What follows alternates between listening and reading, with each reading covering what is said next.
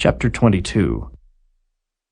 Moreover the word of the Lord came unto me, saying, Now, thou son of man, wilt thou judge the bloody city? Yea, thou shalt show her all her abominations.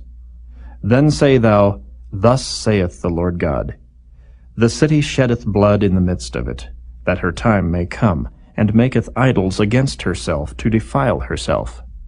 Thou art become guilty in thy blood that thou hast shed, and hast defiled thyself in thine idols which thou hast made. And thou hast caused thy days to draw near, and art come even unto thy years. Therefore have I made thee a reproach unto the heathen, and a mocking to all countries. Those that be near and those that be far from thee shall mock thee, which art infamous and much vexed. Behold, the princes of Israel, every one were in thee to their power to shed blood. In thee have they set light by father and mother. In the midst of thee have they dealt by oppression with the stranger. In thee have they vexed the fatherless and the widow. Thou hast despised mine holy things, and hast profaned my Sabbaths.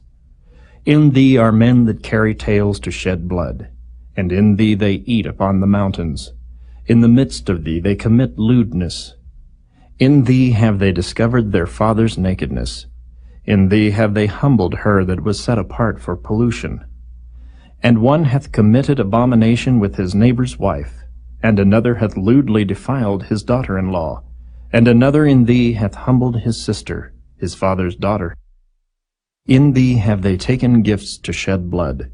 Thou hast taken usury and increase, and thou hast greedily gained of thy neighbors by extortion, and hast forgotten me, saith the Lord God. Behold, therefore I have smitten mine hand at thy dishonest gain which thou hast made, and at thy blood which hath been in the midst of thee. Can thine heart endure, or can thine hands be strong in the days that I shall deal with thee? I, the Lord, have spoken it, and will do it. And I will scatter thee among the heathen, and disperse thee in the countries, and will consume thy filthiness out of thee. And thou shalt take thine inheritance in thyself in the sight of the heathen, and thou shalt know that I am the Lord. And the word of the Lord came unto me, saying, Son of man, the house of Israel is to me become dross. All they are brass, and tin, and iron, and lead, in the midst of the furnace. They are even the dross of silver.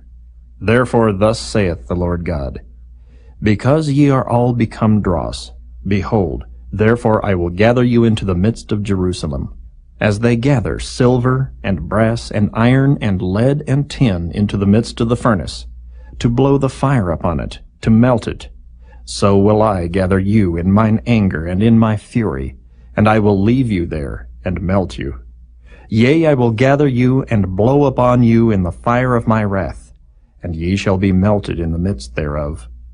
As silver is melted in the midst of the furnace, so shall ye be melted in the midst thereof. And ye shall know that I, the Lord, have poured out my fury upon you. And the word of the Lord came unto me, saying, Son of man, say unto her, Thou art the land that is not cleansed nor rained upon in the day of indignation.